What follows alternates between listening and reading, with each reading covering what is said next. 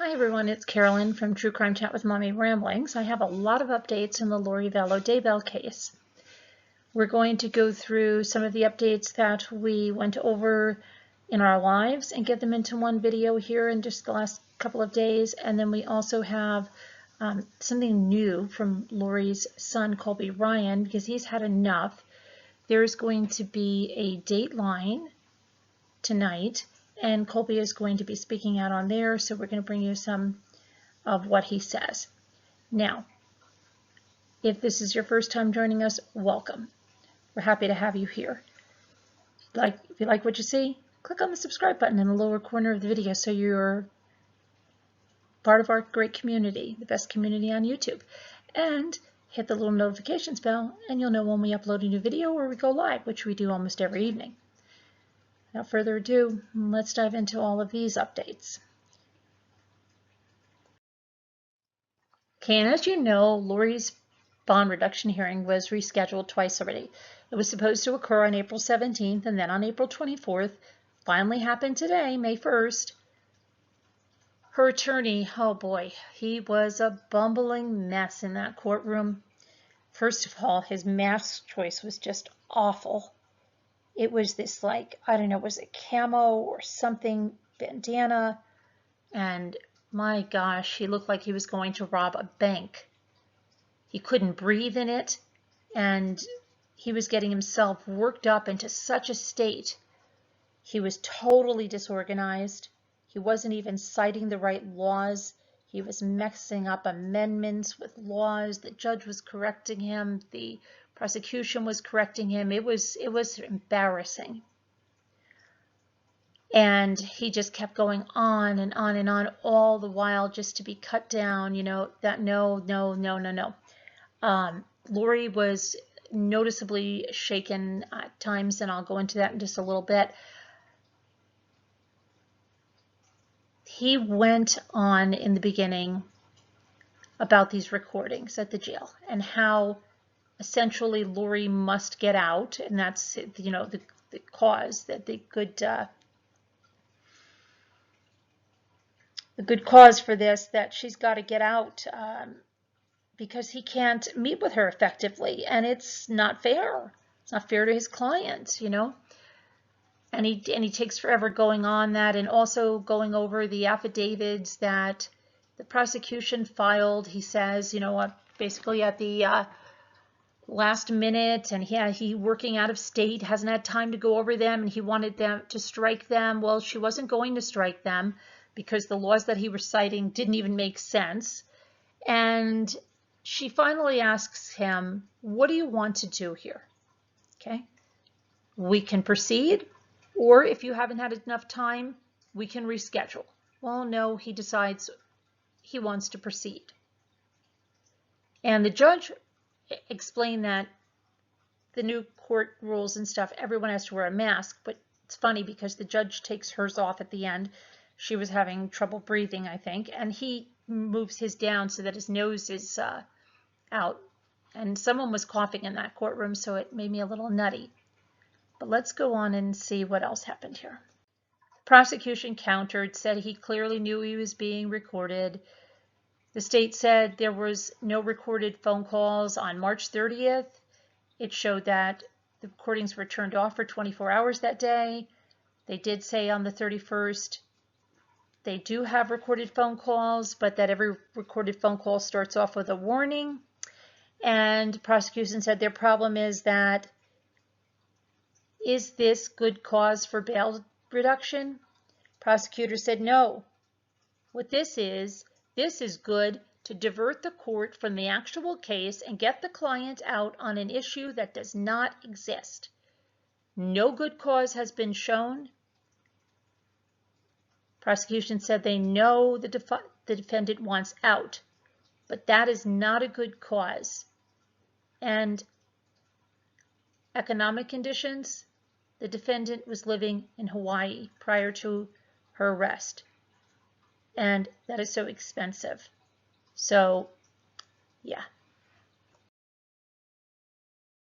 Now, the prosecution said, we're not here to attack Mr. Means. But his filing is so problematic and not in line with the facts. So he went ahead and asked the court to deny the motion to reduce the bail. At this time, Lori is visibly upset. She turns towards her counsel multiple times. She slumps back into her chair at some point. She knows she has a dud for a lawyer, and she's going back to the cell block. That's just my opinion. And her counsel, Mark Means, gives the hard luck story. You know, his client's not employed. She wasn't employed going into this. Her sole source of support is Chatty Boy. And there's no way they can meet that number, $1 million. $100,000 to $250,000 is a good range, gives enough skin in that game, and it's realistic due to the economic downturn. Talks about how book sales are down, and you know, anything above $500,000 is really unobtainable. And then he gives like a warning to the court, you know, and this is what it seems like. To me, this is my opinion. It seems like when he said, because if we don't have that, we're going to have to get something custom designed, a communication process with his client, because he does not want the situation to happen the same with these recorded calls another time. And if that happens, there'll be more motions filed, more hearings, and, you know, just lowering the bond is going to save the state another hearing, and the client can better help and, you know, with her defense, and she's still got skin in the game.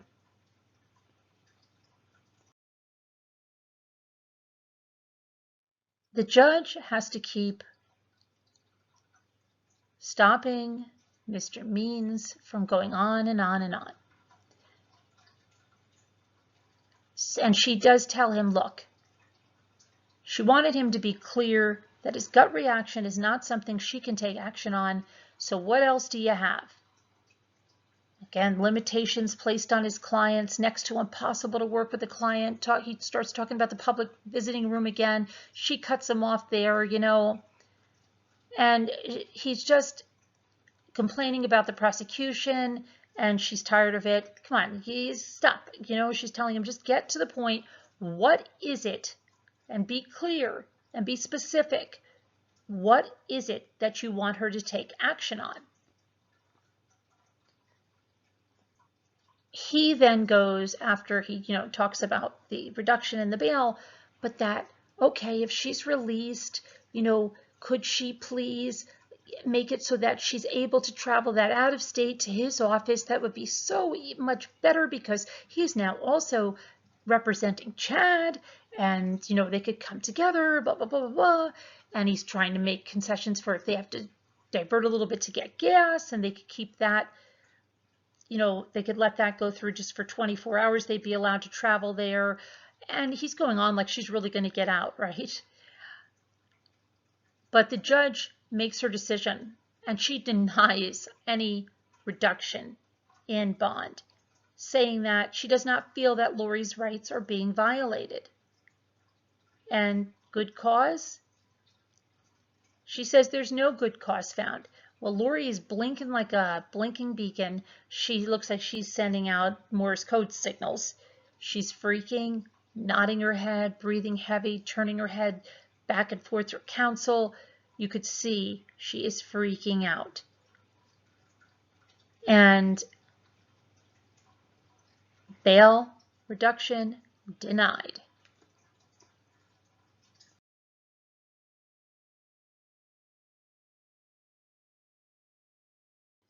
So it's on to other updates. Another death connected to Lori Vallow. Lori Vallow's older sister, Stacy Lynn Cox Cope, died suddenly in 1998 at the age of 31. Surprise, surprise, the cause of death was undetermined. Does that sound familiar? Probably. She is also the mother of Melanie Kozlowski, who, wow, who do we... Oh, she's a key player in here, right? Right. And she's the one that said that Lori had said that the kids had turned into zombies, and we know what their plan is when that happens. They say there's no going back for that, right? Right. So now we have another undetermined death surrounding Lori. Did she have anything to do with it? Who knows? Is it just such a weird coincidence?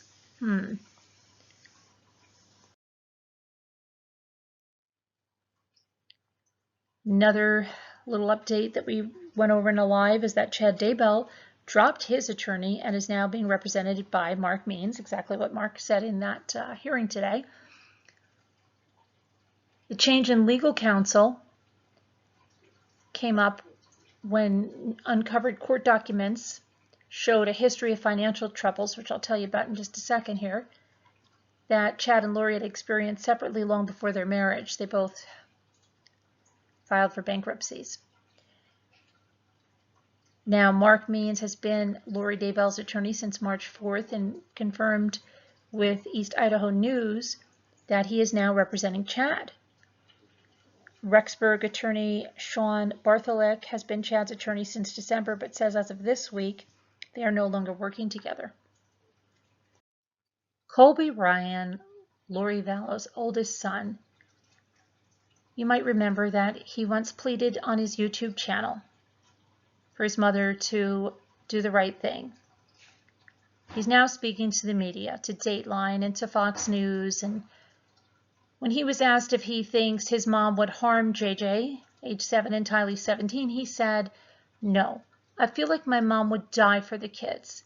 So to see this and hear it, and also be questioning why they're not being found, that's where this all comes into a battle, into what you think and what you feel," he said. Ryan never expected to be fighting this battle. Questioning if he still recognizes the woman he calls his mother, he said his relationship with his mom began to change a year ago after she abruptly moved from Arizona to Hawaii with her daughter Tylee, leaving behind her husband Charles Vallow and their son JJ, who has autism. After about a month, Lori came back, but Lori and Charles eventually separated, and soon after, Colby Ryan got a phone call from his mom saying that Charles had a heart attack at the house. However, body cams show a homicide investigation at the Vallow home. Chandler police say Vallow's brother, Alex Cox, shot and killed Charles Vallow in self-defense. And Colby says that when he came to visit his mom later that day, she revealed details on the fight that turned deadly. "Why would you not tell me what was going on? This is worse. This is 1,000,000 times worse than what you said," Colby Ryan remembered thinking. And then his uncle, Alex Cox, suddenly died in December. The cause still unknown, but for Colby, he has questions about his stepdad's death. No matter what happened, why was he shot in the chest? Why was he killed? This just doesn't make sense. Why did he have to die for a fight? By the end of August of 2019, Colby Ryan learned that his mom planned to move out of Arizona again with the kids. She said, "I got a new job," and that she was moving. So that was it. That's all she told me, and she didn't tell me where. Ryan said he had no idea that they went to Idaho. Then contact with his mom declined, and he couldn't get his sister Tylee to answer calls anymore. There's a Venmo profile under Tylee Ryan confirmed to be her account by her brother, and it shows 2 payments to him in October. Ryan says his mom had always used it as a way to transfer money. "My mom is not tech savvy, so Tylee's account for Venmo was the account she used to transfer money to us," he explained. Whether Tylee or his mom made the transfers is unknown. On the day before Thanksgiving, Colby Ryan finally knew something was wrong when police called him and asked for the whereabouts of Tylee and JJ. "I called my mom and I'm like, 2 detectives just came to my door. What is going on?" And she said, "I got it. I'll take care of it. Love you." And that was it, Colby Ryan said. During that time, Rexburg police were searching his mom's home, the townhome in Idaho, but she was gone the day after the welfare check for JJ happened on November 26th. Authorities say that Lori Vallow lied about JJ being with a relative in Arizona. So you fast forward to February 2020. Lori Vallow and her new husband, Chad Daybell, were located on the island of Kauai. Chad is a doomsday author who Colby Ryan said he never knew existed. I'm done. I've been done the day that I saw them without the kids walking around Hawaii, Colby Ryan said. That was it. You might remember when Chad and Lori Daybell, when they were found in Hawaii and the police seized their vehicle with the search warrant, Lori was seen holding a plastic bag full of cash. So what have they been living off of? Pairs that it's the $430,000 that Chad received in life insurance payouts after his late wife Tammy Daybell died under suspicious circumstances back in October. We know that's being investigated now by the Attorney General's office, and they're investigating Chad and Lori for possible involvement in Tammy's death. So while they may have inherited that large sum of money and been living off that, they had financial issues, both of them, beforehand. They both filed for bankruptcies. Lori filed for bankruptcy in Texas in 2005, following her divorce from her third husband, Joseph Ryan, and Chad and Tammy filed for bankruptcy while living in Utah in 2008. Both parties had extensive amounts of debt exceeding hundreds of thousands of dollars.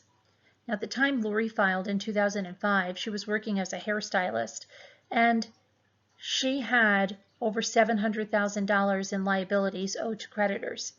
Of the money owed, Lori and Joseph Ryan owed $99,000 in federal and county taxes.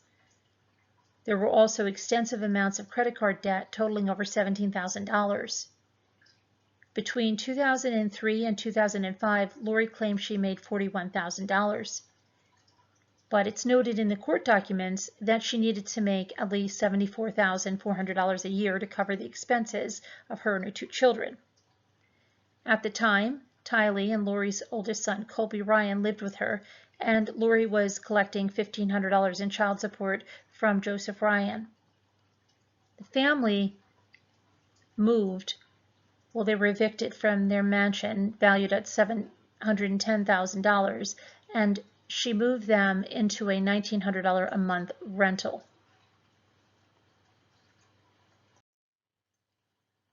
Lori stated that her monthly expenses were $1,900 for rent, $500 for utilities, home maintenance, $50 for food. She needed $700 for clothing, $100, laundry, dry cleaning, $100, medical expenses, $250, charitable contributions, $400, insurance, $140, car payment, $50, business expenses, $1,560, for a total of $6,200. While her income was $5,200, she was $1,000 in the red every single month. Lori owed money to Target, Bank of America, Capital One, but she still insisted on driving a pricey car and living in a sizable rental with her two children in Austin. Her money woes would eventually disappear when she met Charles Vallow, though he made sure that she got nothing upon his death. Charles, who was shot dead by Lori's brother Alex in what he purported to be an act of self-defense, took Lori off his life insurance policy when he learned that she had hacked into the account and tried to change his beneficiary back to herself months before his death. And Lori had indeed thought she was successful in doing that. Surprise, surprise. Chad and Tammy Daybell's debts came from a different source. They had a struggling publishing company, and at the time of their 2008 bankruptcy filing, the couple owed at least $202,000 to over 60 creditors, most of which were tied to that Spring Creek book publishing company that Chad self-published 20 of his books with at the time. Now, Chad and Tammy claim those books provided an annual income of approximately $2,000. However, this decreased every year. The couple made a combined monthly income of $3,930.25 from the publishing company, from Chad working as a part-time grave digger, and from Tammy working part-time at the school district. The mortgage on their home was valued at $135,900, and both bankruptcies were eventually finalized for Lori and Tammy and Chad. Years later, Chad and Lori met within weeks of Tammy's death, which is October of 2019.